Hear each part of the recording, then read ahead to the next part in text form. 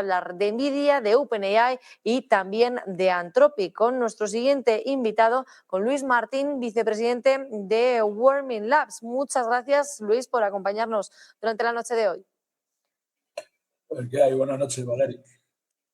Luis, pues estábamos poniendo el foco sobre todo también en el último mensaje de Anthropic, que presenta ya el índice de disrupción laboral de inteligencia artificial para poder seguir el impacto potencial en los trabajos de cuello blanco.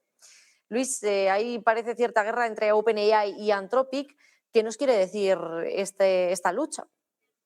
Bueno, como en la anterior entrevista que me hicisteis, comenté que esto iba a ser una guerra jurídica y con consecuencias impensables, y en una semana han entrado otros actores a jugar. Una vez que se manifestó el desacuerdo profundo entre el Departamento de Guerra y Anthropic, rápidamente reaccionaron OpenAI, Palantir, etcétera, etcétera, ¿no?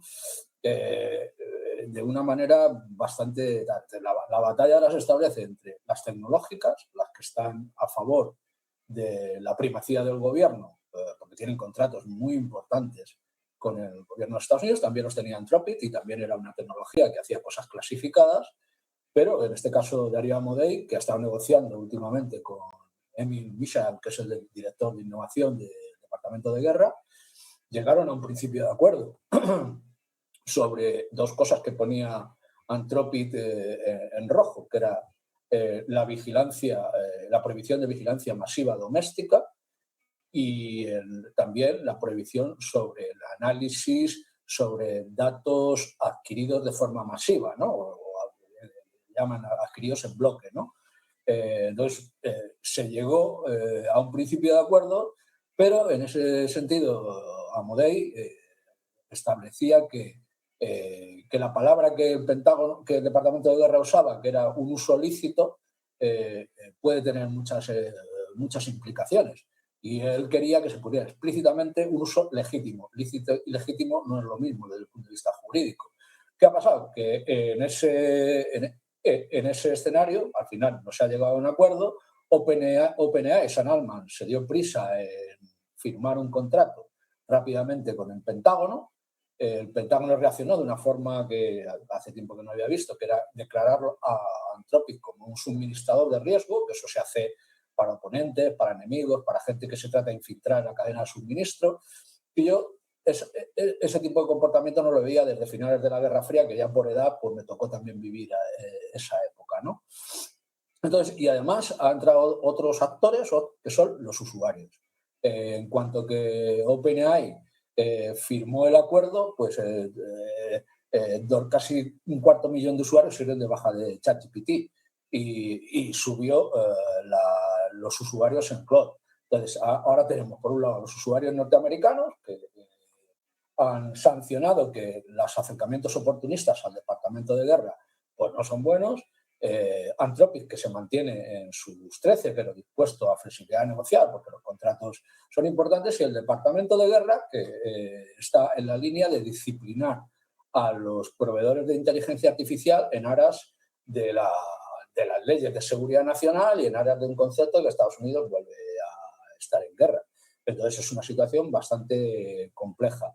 Asimismo, ha entrado en el juego Palantir, que es la otra de las grandes, contratos de miles de millones del Departamento de Defensa, donde Alex Carr comenta el otro día en un foro donde están todos los grandes capitales riesgos, que es, y perdona la expresión, en Estados Unidos sonaría peor el término inglés, que es de estúpidos el tratar de hacerle la guerra al gobierno de los Estados Unidos. Entonces, ese es el escenario que se pinta ahora mismo, un escenario muy complejo y con consecuencias imprevisibles. Además, me llama la atención, ¿no?, que Nvidia y en esta guerra tecnológica entre Estados Unidos y China, Nvidia ha detenido ya la producción de chips diseñados para China después de estas últimas restricciones de Washington, ¿no? Estamos viendo pues que va a seguir, sobre todo que eso es algo mucho más serio, esta guerra tecnológica abierta entre Estados Unidos y China. A ver, la guerra tecnológica entre Estados Unidos y China ha estado siempre, pero es cierto que Estados Unidos siempre ha sido un país más abierto desde el punto de vista de la exportación y de no poner límites, y estamos viendo una involución, no sé si una involución o una regresión a los métodos que imponía Estados Unidos a finales de la Guerra Fría en su transmisión, en sus procesos de transferencia tecnológica, donde clasificaba las tecnologías, clasificaba los proveedores, daba función de uso. Yo eso lo he vivido porque he trabajado, llevo casi 40 años trabajando en ese campo, y había países donde no se le vendía determinadas tecnologías, otros donde sí, otros con condiciones, etcétera, etcétera. Luego eso, cuando se terminó la Guerra Fría y llegó la época esta de los dividendos de la paz, pues digamos que el comercio tecnológico se liberalizó. Pero al considerar la IA, y en eso tenía razón lo que estabas comentando antes, que ya se considera la inteligencia artificial como un arma geopolítica, y en cierta medida lo es un arma geopolítica desde el punto de vista militar, es un arma de efectos masivos en la superioridad estratégica militar, pero también en la superioridad estratégica política, económica, competitiva, etcétera, etcétera. Por tanto, entiendo la postura del Departamento de Estados Unidos, que se protege, como se protege también China en determinados temas, pero no es lo mismo hacerlo en un país que tiene contrapesos, que tiene un esquema jurídico, que el control de lo que dicen las tecnológicas debe residir en el Congreso y no las acciones de gobierno, sobre todo a la hora de emitir leyes o clasificar a proveedores incluso internos como proveedores de riesgo. Y bueno, pues ya te digo que esto me suena bastante a la época de la consideración de una tecnología como una tecnología clave para la superioridad geopolítica de un gobierno, ¿no? Claro, y también en cuanto al control global de la inteligencia artificial, Luis, Estados Unidos quiere exigir esas licencias, ¿no?, para exportar chips de Nvidia y AMD no solo a China, sino a cualquier país. ¿Esto estaría convirtiendo a Washington en el árbitro global de la IA? Eso es lo que pretende, obviamente. No hay otra cosa. Y la única reacción posible, desde el punto de vista, por ejemplo, los que estamos en Europa, aunque yo estoy entre Europa y Estados Unidos para suerte o para desgracia y tal, es en que, pues que casi todos los países tienen que tender, sobre todo Europa, a aumentar la soberanía tecnológica, ¿no?